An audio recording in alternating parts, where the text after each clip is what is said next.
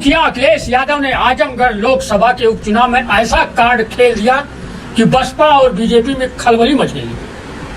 अब इस सीट से न ही उनकी पत्नी डिंपल यादव ही लड़ेंगी और न ही उनके परिवार का कोई सदस्य ही लड़ेगा, न ही आजमगढ़ के दिग्गज नेता ही लड़ेंगे। अखिलेश यादव ने अपनी छोड़ी हुई सीट पर पूर्वांचल में काशी राम के रूप में माने जाने वाले स्वर्गीय बलिहारी बाबू के बेटे को दलित कार्ड खेलकर बसपा और बीजेपी की मुश्किलों को और बढ़ा दिया है। ऐसा माना जा रहा है कि सपा दलित कार्ड खेलकर दलितों और पिछड़ों के बीच भाईचारे का नया समीकरण तैयार कर 2024 में लोकसभा में संख्या बल के साथ पहुंचने का रास्ता अभी से और मजबूत करने में जुट गई है।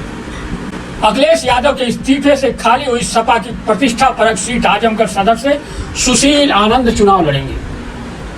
सुशील आनंद बसपा के संस्थापक सदस्य एवं पूर्वांचल में काशी राम के रूप में माने जाने वाले दिग्गज बलिहारी बाबू के बेटे। पूर्व सांसद बलिहारी बाबू ने स्वर्गीय काशी राम के साथ मिलकर बहुजन समाज के आंदोलन में महत्वपूर्ण भूमिका निभाई थी। 1984 में काशी राम ने जब बम सेफ और DS4 के जरिए दलित पिछड़ों और मुस्लिम समाज को एकजुट करने के लिए पूरे उत्तर प्रदेश में साइकिल यात्रा निकाली थी, तो उनके साथ कंधे से कंधा मिलाकर बलिहारी बाबू संस्थापक सदस्य के रूप में खड़े रहे। बलिहारी बाबू को सपा से 2 बार राज्यसभा जाने का भी मौका मिला था। 2006 में काशी राम के निधन के बाद वर्ष 2007 में उन्हें फिर राज्यसभा जाने का मौका मिला, लेकिन उन्होंने उसे ठोकर मारते हुए अपने स्थान पर दूसरे को राज्यसभा भेज दिया था। काशी राम के निधन के बाद जब बलिहारी बाबू की ईमानदारी और वफादारी पर सवाल उठाए जाने लगे और उन्हें पार्टी से निकाल दिया गया, तो उन्होंने कांग्रेस की सदस्यता ग्रहण की और कांग्रेस के टिकट पर 2014 में लालगंज संसदीय सीट से प्रत्याशी भी रहे। लोकसभा चुनाव के बाद वर्ष 2017 में उन्होंने फिर बसपा ज्वाइन कर ली थी, लेकिन पार्टी में उन्हें उपेक्षा का सामना करना पड़ा। फिर क्या था, उन्होंने 2020 में बसपा छोड़कर सपा का दामन थाम लिया था। जीवन के अंतिम दिनों में उन्होंने साइकिल की सवारी कर ली थी। सपा मुखिया अखिलेश यादव ने पूर्व सांसद बलिहारी बाबू के पुत्र सुशील आनंद को आजमगढ़ लोकसभा सीट पर प्रत्याशी घोषित कर विरोधी दलों को चौंका दिया है।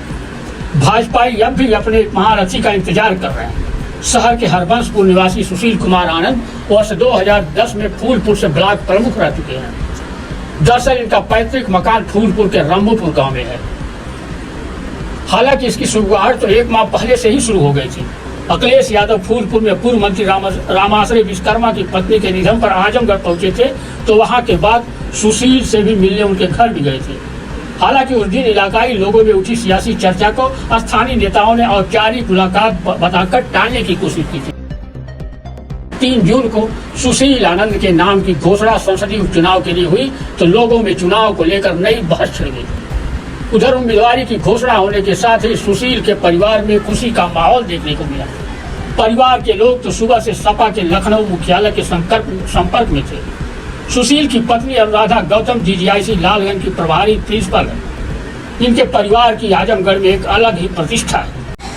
आजमगढ़ लोकसभा सीट पर दलित कार्ड खेलने से पहले ही सपा मुखिया अखिलेश यादव ने विधानसभा चुनाव के बाद इसका संकेत दे दिया था। तब आजमगढ़ की 10 विधानसभा सीट पर पार्टी की जीत पर वे बधाई देने आजमगढ़ आए थे। इस दौरान उन्होंने संकेत दिया था कि डॉक्टर भीमराव अंबेडकर के सपनों को साकार करने के लिए हमें अंबेडकरवादियों को जोड़कर एक नई लड़ाई लड़नी होगी। सवाल ये कि बहुजन समाज पार्टी क्या कर रही थी? बाबा साहब भीमराव अंबेडकर जी के सपना क्या था कि संविधान बचे। बाबा साहब का सपना क्या है कि लोकतंत्र से हमारा देश चले, संविधान से देश चले। उन्होंने क्या किया?